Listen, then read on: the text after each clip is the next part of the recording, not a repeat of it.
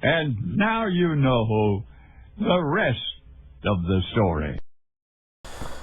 Welcome back to the rest of the story. The 4020 is going to be getting a little bit of a workout. If you guys saw last night's video, which it should be last night's video, I went through and got the oil changed on 3 of our 4 tractors. The 76 and the 46 is done. I just didn't show the 46. The 82 needs to be pulled out, and actually I got to pull this wagon and stuff out of the way so I can get the 82 out. I'm going to get it out into the light so I can do that one.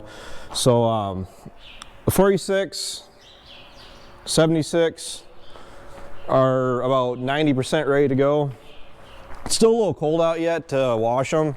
Not going to lie, is when it comes to washing equipment, I'm not going to get carried away getting the pressure washer out and getting soaked when it's only like 50 degrees out, because it never fails.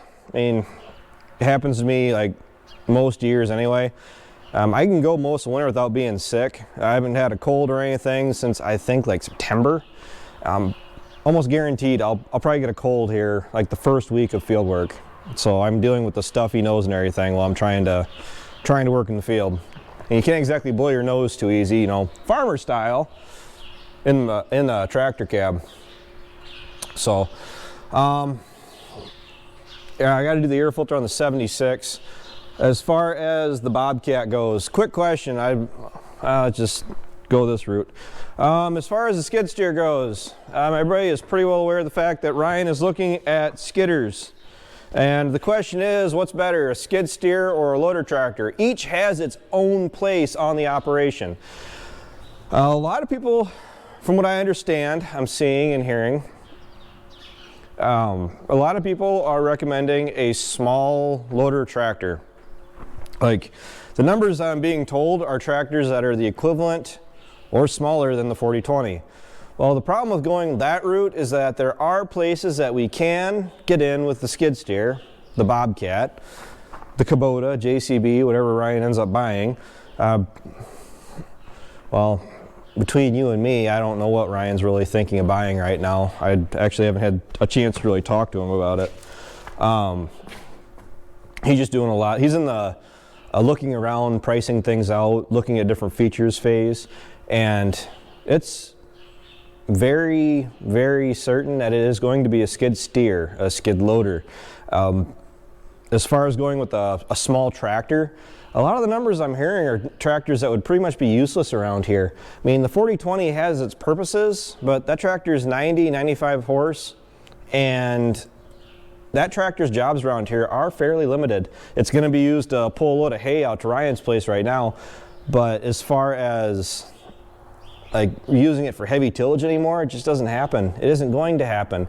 Of course, you want to call cultivating and side dressing heavy tillage, but that's about the biggest workout that tractor gets every year. I mean, that's why that's the 4020's first job for 2019. This is the first time the tractor's been out of the shed since December.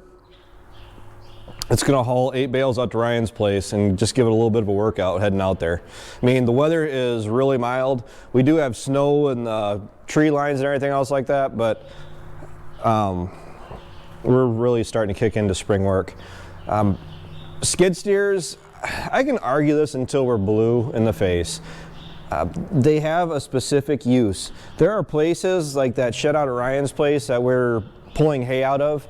We can get in and out of that easily with the skid steer, especially like when it's full and we got to go around the tight corners or anything else like that.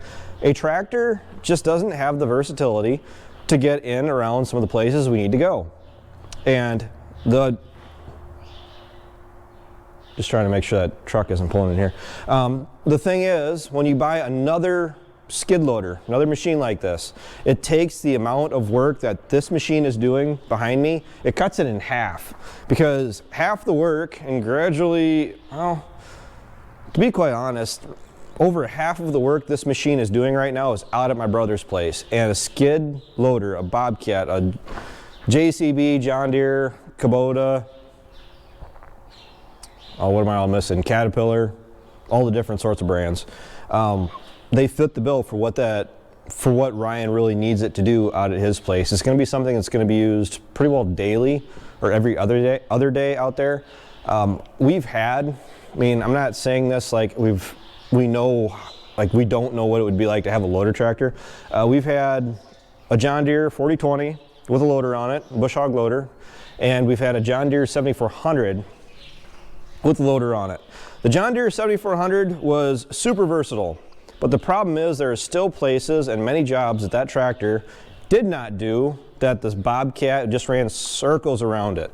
It was handier to run the skid steer. There's people that are going to say that a tractor is the way to go just regardless, that they're not going to be willing to admit that how handy these really are. For all the different attachments you can put on the front of them, Ryan wants to get a single spindle rotary cutter for the front of it so he can get around some of the places at his place in the pastures, because there's places where we will not go with the tractor that we do get around with even this Bobcat. Just getting something the size, the weight that you need to really get around. This thing is underpowered.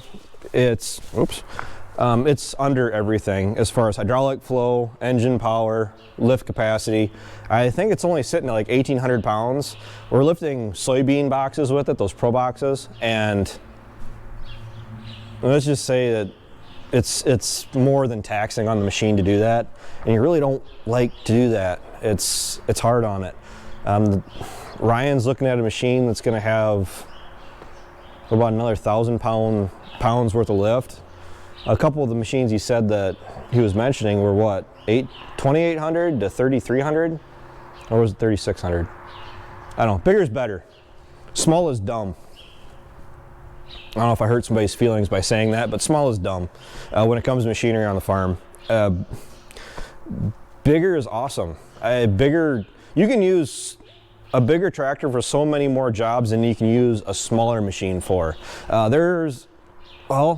I say it all the time. There's a list longer than my arm of things that we would like to do with the 773 Bobcat that we can't do just because of the machine's limitations.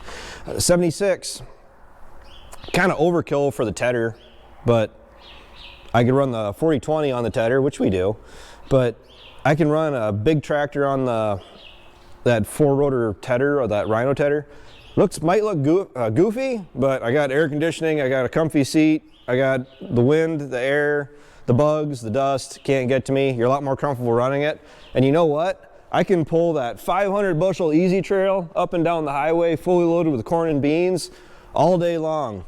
There is no way you're getting me to sit in the seat of the 4020 with a full load of grain coming out of my driveway. That's a signed death sentence. That really is. You got to be smart with what you're doing, and it's not easy being stupid either. I mean, it's really dangerous.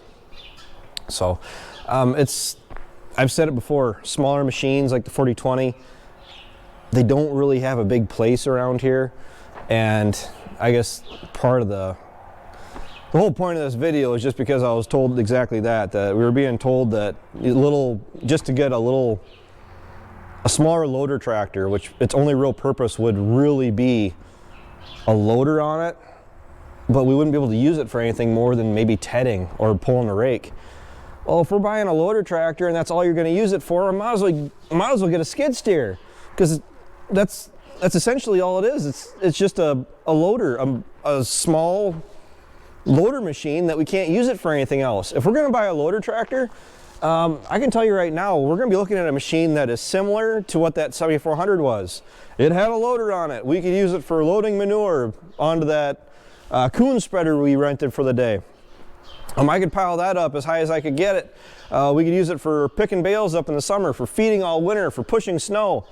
But I could also use it for hauling silage, cutting hay, raking hay, hauling grain. When it comes to machines around here, the more versatile you can use it, the better. And a skid loader, they can still run circles around a loader tractor in certain applications. There's also different applications that a loader tractor is going to be miles ahead of a skid steer. So you know what we do? We just take the center of the road option, and we take a skid loader and a loader tractor eventually. For any of my new viewers that doesn't know this, yes, we had a farm estate auction when my grandpa died. We didn't get the equipment, we got the land, so my family is basically starting from nothing as far as the equipment goes. Yes, we did buy X, Y, and Z. We bought the 4640. We bought a 6-row planter, then we upgraded to a 12-row. I've had the 630 disc back there. The auger, we just bought that at auction last year. That Mayrith is really awesome too. It walks, well, it's miles ahead of the hydraulic sweep that we have on the Kiwani down there. This auger runs quieter and everything else like that. The VT, the Earthmaster, that's a Rhino tool. We have the side ditch mower back there, that's a Rhino tool. The gravity boxes, 2 grain carts. We have stuff now that we never would have had milking cows before, because we are swayed largely towards a grain operation, supplemented with beef. Now that we have Ryan's cattle, Ryan is adding to his herd, Dad is gradually adding to his herd. We're going to have to be switching. I don't want to say switch. Switch is such a strong word, but we're going to be looking at focusing, putting a little bit more focus onto the cattle. So, I don't know. As far as the bottle calves go, none of us are in a big hurry to get back to raising bottle calves. I mean, my buddy Ryan, he's in the same boat. He's raised bottle calves for the last 10 years, and even he's gradually getting away from buying bottle calves, and he's buying bigger calves.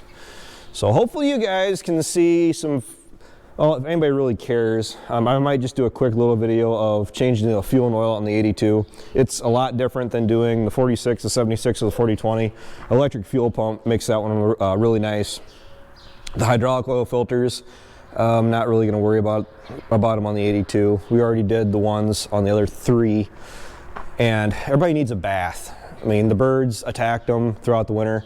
I just don't want to get too carried away and wash them too soon, because like the combine was nice, all squeaky clean, and you guys probably can't see half what I'm pointing at. Yeah, I can a little bit.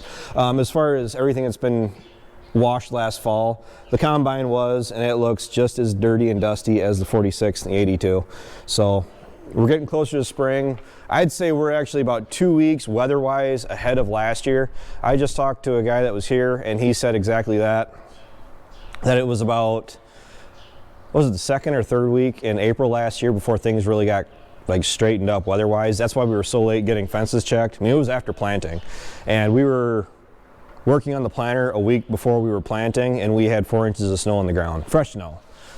So it can turn around in a hurry, which is kind of a good thing for us between the tillage and the new oat seeding that we got to get done, plus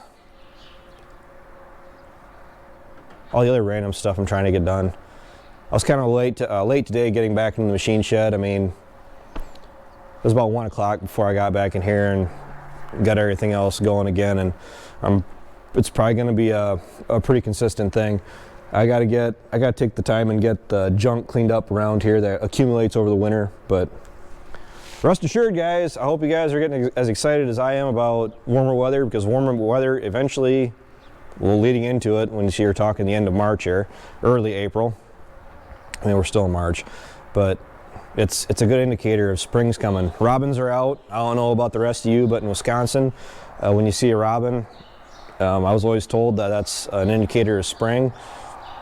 We've already seen about a dozen, so maybe strong indicator of spring to come. So, all right, well, I'm gonna get this load of hay hauled out, and I'll talk to you guys tomorrow. Stay tuned, keep in touch, take care, take it easy, keep in touch.